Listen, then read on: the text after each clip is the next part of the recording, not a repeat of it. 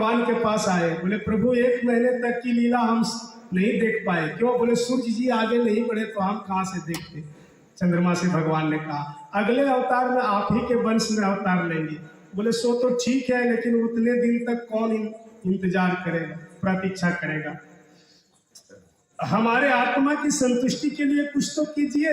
भगवान ने कहा तो अपने नाम के आगे मैं तेरा भी नाम जोड़ लूंगा। आज से लोग मुझे केवल राम नहीं कहेंगे, श्री रामचंद्र कहेंगे, और केवल कृष्ण ही नहीं कहेंगे, कृष्ण चंद्र कहेंगे। इसलिए चंद्रमा कमल में बोले हाँ, चंद्रमा कमल में बोले हाँ, अच्छा चलो देखते हैं। प्यारे रघुरैया चनोरी सखी देख आवे, प्यारे रघुरैया चनोरी सखी बाजत बधैया चनोरी सखी देख आवे।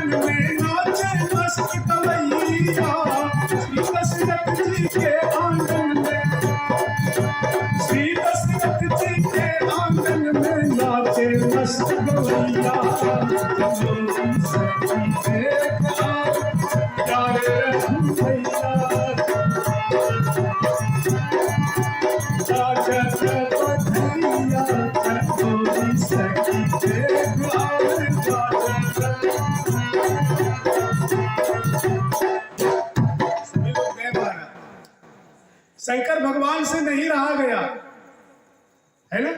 जैसे कुंभ में सारे लोग गए ना, तो किसी से भी नहीं रहा गया। देश विदेश से हमारे सारे लोग गए कि नहीं। उसी तरह अयोध्या में महाकुंभ लगा था जब रामलला का अरे भैया, रामलला का अवतार तो त्रेता में हुआ था, अगले साल रामलला की प्रतिष्ठा में भी तो महाकुंभ लग गया। भोलेनाथ से नहीं रहा गया, झोला पोथी उठाए चल दिए। मैया पार्वती ने कहा कहाँ जा रहे हैं? बोले देवी तुम क्या बताएंगे तुमको, अब थोड़ा सा काम है, मैं तुरंत आ रहा। मैया पार्वती समझ गई, बोले हाँ भोला बाबा, आप हमको बरगलाना चाहते हैं। अच्छा, बाबा कहाँ नहीं है और माँ कहाँ नहीं है, सो बताओ। प्रकृति, हम लोग जो करते हैं उसको कृति कहते हैं, और परमात्मा ने जो निर्माण किया है उसको प्रकृति कहते हैं। तो प्रकृति कौन है? मूल प्रकृति बोले मां। अहम ब्रह्मास्मि, मार्कंडेय पुराण में मां कहती है मैं ब्रह्म हूं। अहमानंदा नानंद, मैं आनंद और आनंद का भी आनंद मैं। तो मैया पार्वती भोला बाबा से पहले कौशल्या जी की दासी बन करके प्रकट हुई। अब भोला बाबा यहाँ पंडित जी का रूप बनाए, क्योंकि पंडित जी को तो कोई लोग नहीं रोकता है जी। किसी के घर में अगर बालक हो, किसी के घर में उत्सव हो, कहीं यज्ञ हो, तो कोई भी ब्राह्मण, कोई भी साधु जा सकता है। चलो भाई। तो बाबा ने शुरू किया यात्रा कैलाश से। चलते चलते चलते चलते कैलाश से चलते चलते अयोध्या आए। देखने लगे कोई मिलेगा चेला। तब तक काघुसुंडी जी बैठा था छप्पर पर अकेला। शंकर भगवान को काघुसुंडी जी ने प्रणाम किया। भगवान शंकर समझ गए ये मेरा काघुसुंडी चेला है। कहा क्या रे चेला? बोले हाँ गुरुजी। तुम पहले आ गए? बोले हाँ गुरुजी, हम तो आते हैं बराबर। शंकर भगवान बोले हम भी तो आते हैं। अच्छा क्या करें, कोई उपाय बताओ? बोले ज्योतिषी बन जाओ, तब तो काम बनेगा। हाँ, हस्तरेखा देखने वाले को बहुत लोग चाहते हैं। मेरा हाथ देख दीजिए, मेरा हाथ देख दीजिए। हाथ की रेखा बदलती है। हाथ की रेखा में विश्वास नहीं कीजिए, वो बदलती है। जैसे जैसे आपका अच्छा समय आएगा रेखा बदल जाएगी, जैसे जैसे बुरा समय आने वाला है रेखा गड़बड़ होने लगेगी। ये तो कर्म के ऊपर संसार है। काम किया है अच्छा तो अच्छा ही होगा, काम किया है गड़बड़ तो कभी न कभी गड़बड़ होगा। जब रावण का गड़बड़ हो सकता है, जिसने ब्रह्मांड को विजय किया था, जब कंस को गड़बड़ हो सकता है, दुर्योधन को गड़बड़ हो सकता है, हिरण्यकश्यप को गड़बड़ हो सकता है, महिषासुर को गड़बड़ हो सकता है, महिरावण को हो सकता है, सहस्रशीष रावण को भी गड़बड़ हुआ, माता जानकी ने मारा।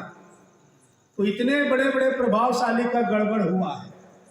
तो भैया कर्म का अनुसार, सबको कर्म के अनुसार गड़बड़ होता रहता है यहाँ। इसलिए सब गड़बड़ को मिटाना है तो एक काम करना पड़ेगा, भगवान का नाम, रूप, लीला और धाम, इन चार का सेवन करना पड़ेगा। हर कर्म लिहल पोथी पतरा, बनौले बाबा जतरा से आई गेले ना। थोड़ा सा बिहारी धुन है भोजपुरी का। मामा समझ साकेत वासी, अब सारे साधु संत के पूरे विश्व के मामा के रूप में जाने जाने वाले श्रीमन नारायण दास भक्तमाली जी की रचना है। वो आरा के बक्सर के पांडेपुरा के थे, तो उधर की भाषा में बनाए हैं। आई गेले ना भोला अवधन करिया में आई गेले ना, बाबा आई गेले ना, भोला अवधन करिया में आई गेले ना। घर में लिहला पोथी पतरा, बनौले बाबा जतरा, बनौले बाबा जतरा से आई गेले ना। भोला अवधन करिया में आई गेले ना, बाबा आई गेले ना। भोला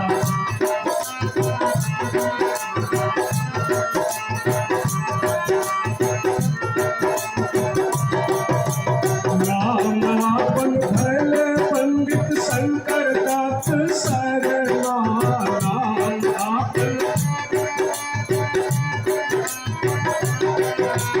देखा देखी बहुतन के मिटावे लगले भरना, देखा देखी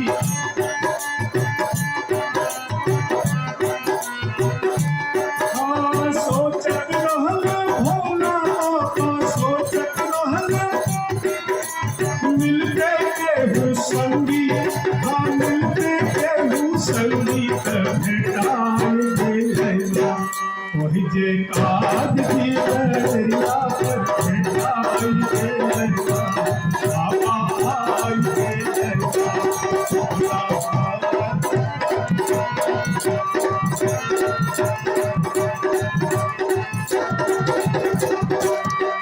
भोला अवधर करिया में आई गेले राम, बाबा आई गेले राम। भोला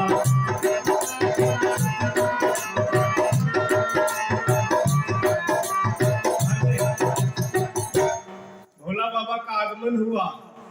अच्छा, जिस नगरी में बाबा का आगमन हो जावे उस नगरी में कोई दुख, कोई रोग, कोई दर्द, कोई निर्धनता रहेगी क्या? अच्छा, भोला बाबा का आगमन कब होगा? जब राम जी का आगमन होगा। तो यदि आपके जीवन में भगवान राम का आगमन हो जाएगा तो बाबा को जल चढ़ाने की आवश्यकता नहीं है। बाबा स्वयं आपके पास आएंगे और पंडित जी के रूप में आएंगे, आपके भाग्य रेखा को ठीक करने आएंगे। एक बात बता देता हूँ, ब्रह्मा जी भी अगर भाग्य खराब किसी का कर्म है और खराब कर दिए हैं और भोला बाबा के पास अगर अर्जी लगा दो तो भोला बाबा में इतना भोला बाबा में इतना अधिकार है, पावर है। ब्रह्मा जी को कहेंगे इसका जो लिखे हैं उसको मिटाइए, हम जो कहते हैं सो लिखिए। हाँ, भोला बाबा कहेंगे, ऑर्डर देंगे, जो हम बोलते हैं ब्रह्मा जी वो लिखिए, इसका जो लेख आप लिखे हैं वो मिटा दीजिए। ऐसा किए हैं क्या? बोले किए हैं। एक मृकंडू नाम के ऋषि थे, उनके कोई पुत्र नहीं, तो गृहस्थ में अगर संतान नहीं है गृहस्थ को, तो अगल बगल वाले ताना मारते हैं, कोई उनकी पत्नी को ताना मारते हैं और ज्यादा से ज्यादा माताएं परेशान होती है कि हमारी कोख सूनी है। तो मृकंडू ऋषि ने भोला बाबा की आराधना किया। तो भोला बाबा ने कहा, प्रकट होकर वरदान मांगो। बोले महाराज संतान चाहिए, सभी लोग ताना मारते हैं, हमको वंशहीन कहते हैं, निर्वंश कहते हैं। अच्छा अच्छा ठीक है। तो एक पुत्र हुआ। बोला कि महाराज पुत्र तो आपको होगा लेकिन वो 16वें साल तक रहेगा, 16वें साल पूरा होते ही वो नहीं रहेगा। बोला कोई बात नहीं, नहीं रहेगा तो हम क्या कर सकते हैं, पुत्र होते हैं नहीं रहते, लेकिन ये तो लोग नहीं कहेगा कि इसका वंश नहीं था। चलो ठीक है। उपमन्यु नाम रखा उस बालक का। बाबा भोला का वरदान था, देखने में बहुत खूबसूरत। अच्छा, जो भगवान के यहाँ से मांगा जाता है ना, वो कोई विशेष रहता है, जिसको भगवान भेजते हैं वो विशेष रहता है। कैसे? जैसे 5 पांडव आए तो 5 देवता के द्वारा आए, धर्मराज के द्वारा युधिष्ठिर आए, पवन देव के द्वारा भीम जी आए, इंद्र के द्वारा अर्जुन जी आए, अश्विनी कुमारों के द्वारा नकुल और सहदेव आए। तो 100 भाई दुर्योधन था, लेकिन सब में विशेष ये 5 पांडव थे। सूर्य के द्वारा कर्ण आया तो कर्ण भी विशेष था। तो जो देवताओं के द्वारा आता है ना, वो सबसे अलग रहता है, याद रखना। तो उपमन्यु नाम का जो बालक था, बड़ा सुंदर, सुशील, पढ़ाई लिखाई में अच्छा, विद्वान, शिव जी की भक्ति करता था। 16वें साल शंकर जी के भगवान के मंदिर में जाकर के और प्रतिदिन स्तुति करता था। क्या?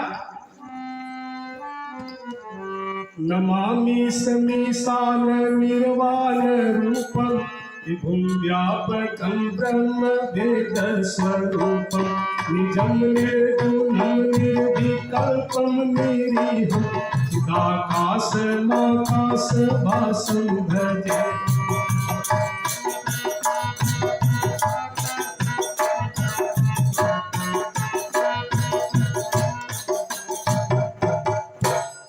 सोलहवां साल व्यतीत होने लगा। जमराज के दूत आए, मंदिर में शंकर जी के शिवलिंग से लिपटा हुआ था, मंत्र जप रहा था, ओम नमः शिवाय।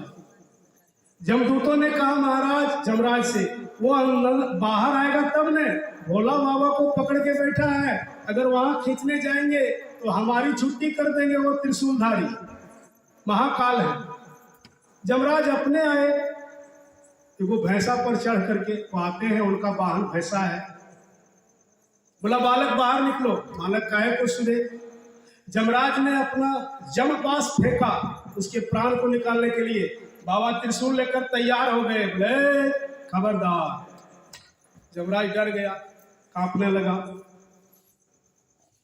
जमराज है काल और भगवान शिव है महाकाल। तो काल महाकाल के आगे टिकेगा क्या? करालम महाकाल कालम कृपाल। थर थर थर थर जमराज कांपने लगे, बोले प्रभु आप ही तो हमको काम दिए हैं, ये काम करने के लिए व्यवस्था दिए है, तो जो कहिए हम तैयार हैं। हम क्या करें? ब्रह्मा जी इनको 16 साल की आयु लिखे हैं, इसको अगर फिर बदल करना हो तो ब्रह्मा जी के पास आप जाओ। शिव जी ने कहा ब्रह्मा जी को यहाँ बुलाओ। जमराज ब्रह्मा जी के पास गया। ब्रह्मदेव बोले हाँ। बोले चलिए वहां भोला बाबा के पास।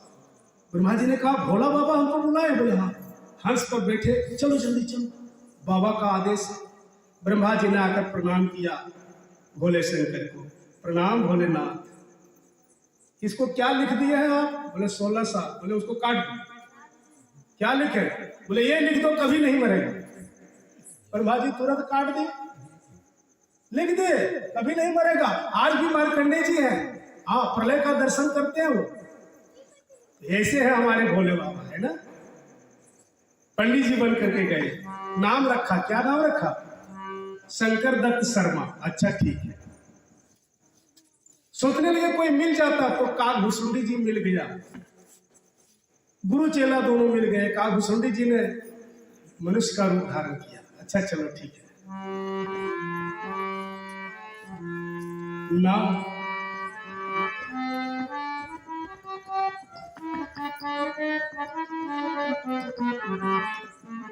नाम आपन धैले पंडित शंकर दत्त शर्मा। नाम आपन देखा देखी बहुतन के मेटावे लगले भरमा। देखा देखी बात बात में देख देख के रेखा सबके हाथन के मिटाई गेले। बात बात में सबके हस्तरेखा को देख करके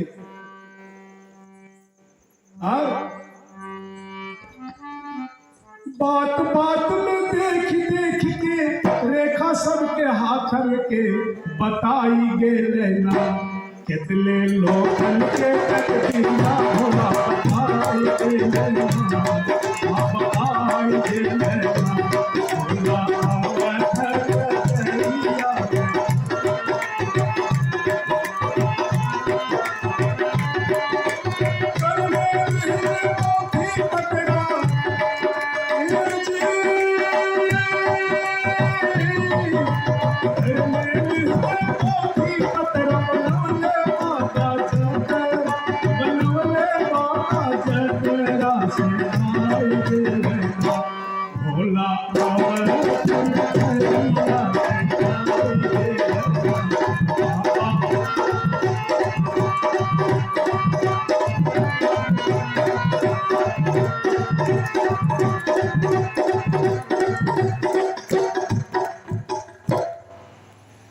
बड़ा भीड़ है महाराज, प्रवेश नहीं मिला बाबा को। इतनी भीड़ है। कितनी भीड़? बोले हम तो गए नहीं थे कुंभ में, लेकिन लोग जो गए थे ट्रेन में भीड़ और कुंभ में भीड़, उनसे पूछो भीड़ क्या होती है। भीड़ क्या होती है वो सब लोग जान गए। इतनी भीड़ अयोध्या में। हाँ कितना टाइम हुआ? 11 बजा है। आधा घंटा आप लोग और बैठिएगा, हमको पता है, क्योंकि बाबा की कथा है ना। मैया पार्वती कौशल्या जी की दासी बनकर गई थी। उन्होंने सोचा कि बाबा को तो भीड़ के चलते प्रवेश नहीं मिल रहा है, चाहे जितने लोगों का हाथ देखते, जितने लोगों की तकदीर की चर्चा कर दे। मैया कौशल्या जी की दासी बनकर आई बाबा के पास। बाबा हाँ, हमारे महाराज को 4 पुत्र हुए हैं, उनके हस्तरेखा को देखोगे? बोले हाँ हाँ। बोले चलिए मैया बुलाइए। अब मार्ग मिल गया, पहरेदार लोग आए। हे बाबा जा रहे हैं, रास्ता छोड़ो भाई। तो ये कौन है बाबा? शिव जी ने कहा ये मेरा चेला है। तो ये क्या करता है आपके पास? शिव जी ने कहा हस्तरेखा यही देखता है। हमारे तो आंख में बूढ़े बाबा है ना, कमजोरी आ गई है। तो दासी कहती है तो बाबा ठीक है, आप बूढ़ा आदमी क्या करेंगे, यही बैठिए, ये चेला को ही ले जाते हैं। कागभूषण जी ने कहा हाँ हाँ हम चलते हैं, चलो। झोला पोथी उठा लिया कागभूषण जी ने। शिव जी ने कहा वाह रे चेला, हम ही लाए, हम ही से ऐसा है। शिव जी ने कहा भैया हस्तरेखा क्या करना है, तब बैठिए। हस्तरेखा तो ये देखता है जरूर, लेकिन गुण और दोष का विचार हमको करना पड़ता है। दासी ने कहा तो दोनों चलो। दोनों अंदर में गए महाराज। भोजन जलपान पहले हुआ है ना, और उसके बाद राम लक्ष्मण भरत शत्रुघ्न का दर्शन हुआ। अच्छा देखो भक्ति की महिमा, बिना अन्न जल के एक पैर पर खड़ा रह करके महाराज मनु ने तपस्या किया, तब राम जी को पाए। और भोला बाबा को देखिए और कागभूषणी जी को खूब बढ़िया से मालपुआ तस्मै वगैरह जो वैष्णव का भोजन है वो खाए, है ना। वैष्णव भोजन लोगों को पसंद नहीं है आजकल, लेकिन वैष्णव का जो भोजन होता है ना वो दूध घी से रहता है। दूध घी गुड़ ये सब अमृत माना गया है धरती पर। दूध घी गुड़ से बना सामान अमृत माना गया। अब अलग बात है कि लोग अमृत किसको समझते हैं, समझने वाले समझे। अच्छा एक बाघ को और एक कुत्ता को आप खीर और पूड़ी दे दो तो खाएगा क्या, कुत्ता तो खा लेगा, बाघ नहीं खाएगा। अब बाघ को किसी जानवर को मार करके दे दो तो खा लेगा, क्योंकि उसका वो भोजन है। अब एक गाय को, एक भैंस को, एक घोड़ा को, एक बकरी को किसी जानवर का मांस छूले खाएगा क्या, नहीं, वो घास खाता है, ठीक है। वो शाकाहारी प्राणी है, वो मांसाहारी प्राणी है। तो हमारे शरीर में मनुष्य में भी दो तरह के प्राणी भगवान निर्माण किए, एगो मांसाहारी एगो शाकाहारी। तो शाकाहारी को शाकाहार अच्छा लगता है और मांसाहारी को मांसाहार अच्छा लगता है। जिसको जो अच्छा लगता है खाओ, लेकिन राम गुण गाओ, राम का नाम लो, राम जी का काम करो। हाँ एक बात, मनुष्य वैसे जो है वो शाकाहारी प्राणी है, मांसाहारी नहीं है। कहिएगा क्यों? जब कुतिया को बच्चा होता है तो उसकी आंख बंद रहती है, कुछ देर के बाद आंख खुलती है।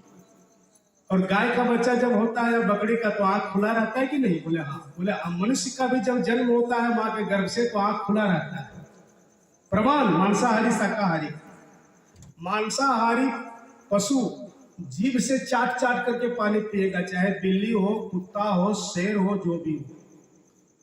और शाकाहारी ओठ लगा के पिएगा, गाय, घोड़ा, बैल, भैंस, ये सब ऊंट, ये शाकाहारी है। तो मनुष्य भी ओठ लगाकर पानी पीता है, चाट चाट के नहीं पीता है।